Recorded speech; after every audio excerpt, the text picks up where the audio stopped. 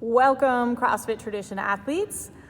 This is your Monday warm-up and movement prep. It's Sunday for me.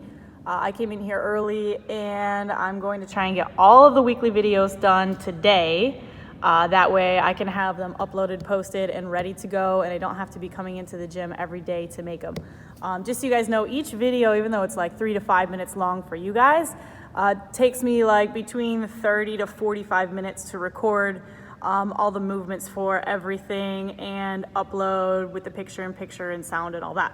So I'm probably gonna be here for the next 4 hours or so filming the rest of the week, but I'm happy to do it because I think it's really beneficial for you guys to actually see somebody going through the movements and see your coach, get a little bit of coaching, a little bit of technique for you guys. But you know, I kind of wanted to put that disclaimer out there just so you guys know when you see these videos released every week that I'm not wearing the same outfit every day, all right? I did these all in one day. All right, here comes your warm-up.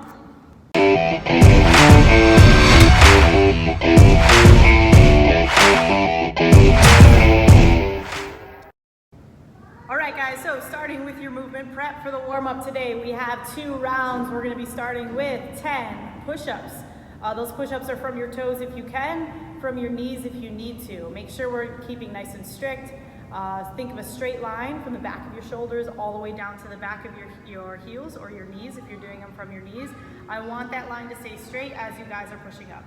All right, then we have band pull-aparts. So if you don't have a resistance band, I want you to grab a bungee cord, anything that's stretchy, and I want you to go all the way apart until that bungee cord or that band touches your chest and all the way back.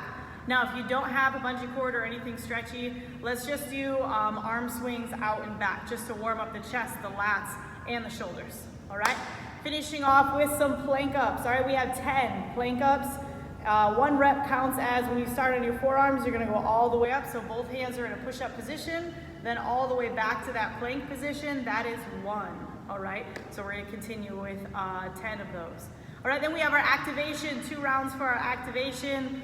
We are gonna grab a dumbbell, a kettlebell, a soup can, a water jug, anything that has a little bit of weight to it, and you guys are gonna give me 5 push presses each arm. I want you guys to focus on the dip and drive for these, all right? Dip, drive, and press.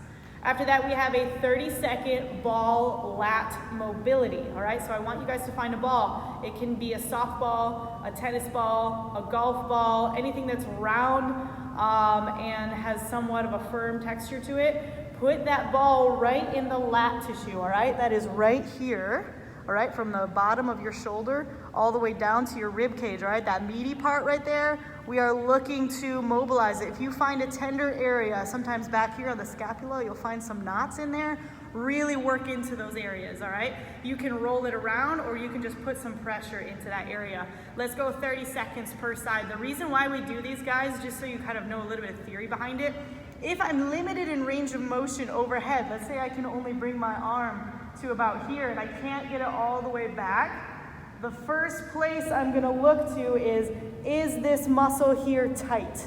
All right, if this is tight, then it's gonna be preventing me from bringing my arm all the way back in the position that it should. So if we do a little bit of mobility here, we break up that fascia. Now we go from our overhead mobility being here to here because I've released this lat muscle, all right? So just so you guys know why we're doing that lat mobility. All right, 2 rounds. If you need more than 30 seconds of mobility, by all means, take it, all right? All right, moving on into the strength portion, we have 2 max effort sets if you're doing handstand push-ups. All right, so if you can do handstand push-ups, they're gonna be kipping and we're gonna go to a deficit. All right, deficit meaning that my head is going lower than my hands on the way down, all right? So you can stack some plates, some mats, a book, anything that's solid. Just make sure it's not gonna slide out on you as you're doing your kipping handstand push-ups, but we're looking to get your head a little bit lower than your hands. All right, so we're gonna have 5 sets, max effort. That means you're gonna go until you can't do a handstand push-up anymore, then you rest. That's set number 1. Log that in Sugar WOD and take like a 1 to 3 minute rest, depending on how fast you feel like you're recovering. All right, if we don't have handstand push-ups, then you're gonna grab a weight, kettlebell, dumbbell, soup can, water jug, anything that has some weight to it, and we're gonna do our tempo strict press, all right? So we have 5 sets of 5 each arm. The tempo is gonna be 5 seconds on the way up. 1, 2, 3, 4, 5. A 5-second pause at the top. While you're pausing for 5 seconds, here's where your focus is gonna be. See that elbow? Make it as straight as possible, all right? Arm right next to the ear, all right? So we have 5 sets of 5 with a 5-second tempo, 5-second pause at the top, 1 second on the way down. All right, now moving into our workout, we have 16 minutes. We have 4 different movements, and each movement is gonna be 1 minute per station. So that means we're gonna go through the whole thing 4 times. You're gonna count your reps of your kettlebell swings and your wall walks or your walkouts, and then you're just gonna do a hold for the opposite minute. So minute number 1, you have a kettlebell or a dumbbell. I want you to swing it as many times as you can in the minute.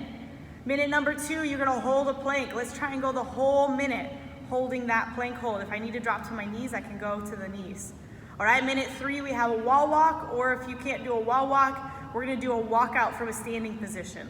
All right, realize the wall walks don't have to be all the way up. So you guys can do your wall walk only as far as your feet will go, as far as you feel comfortable, and then back down. Just make sure every time at the ground, you're going all the way down to the bottom of that push-up. All right, same thing with the walkout. If you're modifying to a walkout, we're gonna go all the way down and finish with a push-up at the end. All right, press back up and walk yourself back in. All right, minute number 4 is our hollow hold. So hold for the minute. We're looking for that core to stay down and tight, all right? Watch my low back. I don't want to see this when you guys are laying on the ground, that arch. Instead, we're going to take that away and push the belly button down towards the ground, all right? Harder, easier, all right? Leg straight is going to be harder. Bring 1 or 2 knees in is going to make it a little bit easier. All right, as always, if you have any questions, leave them in the comments or shoot me a message. Have fun with this one, guys.